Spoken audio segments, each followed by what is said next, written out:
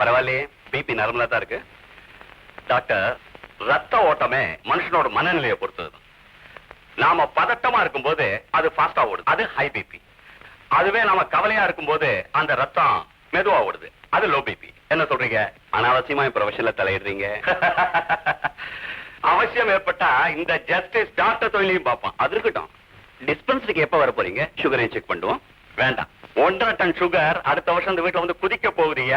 அப்புறம் என்னோட sugar BP இதெல்லாம் இருந்தெல்லாம் தெரியாம ஓடி போயிடும். அப்புறம் உங்க வேலையும் காலி. என்ன சொல்றீங்க?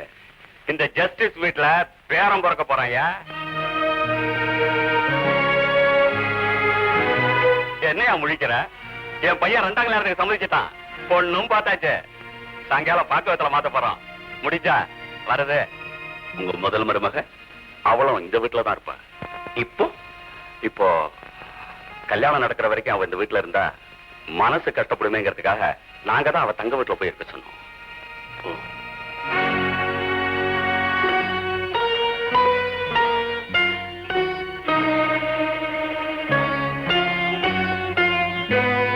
டாக்டர், அது என்னோட லா புக். சோ ஜஸ்டிஸ் ஸ்வீட் இல்ல இப்ப டாக்டர் கையில இருக்கு. படிச்சுடுத்துறேனே. உங்களுக்கு எதுக்கு லா புக்? அவசியம் ஏற்பட்டா இந்த டாக்டர் ஜஸ்டிஸ் தொழிலையும் பார்ப்பான்.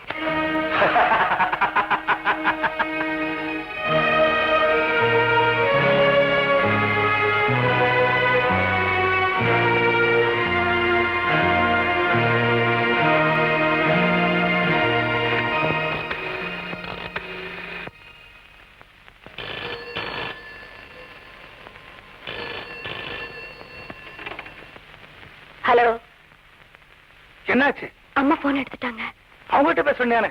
வேண்டாம், நான் இன்னொரு நம்பர் ட்ரை பண்றேன்.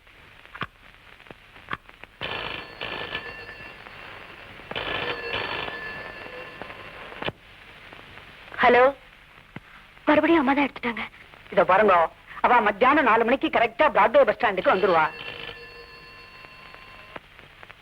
என்னோட 2 காரையும் எடுத்துட்டு போங்க. வேணும்னா ராம்குமார் காரையும் எடுத்துக்கங்க. பஸ் ஸ்டாண்ட்ல இருந்து அவங்களை ஜாகிரதையா ரிசீவ் பண்ணி கூட்டிட்டு வாங்க.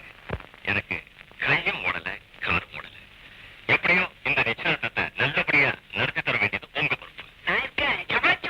ஓகே. ஹலோ, என்னங்க ஆச்சு? எல்லாமே கையை மீறி போயிடுச்சு. எனக்கு தலையை சுத்துது. என்ன சொன்னீங்க? உங்களுக்கு தலையை சுத்துது இல்ல? Very good. உங்களுக்கு தலையை மட்டும் சுத்தல, பயத்தையும் புரட்டுது. அங்க நிச்சயதார்த்தம் நிக்குது. Come with me.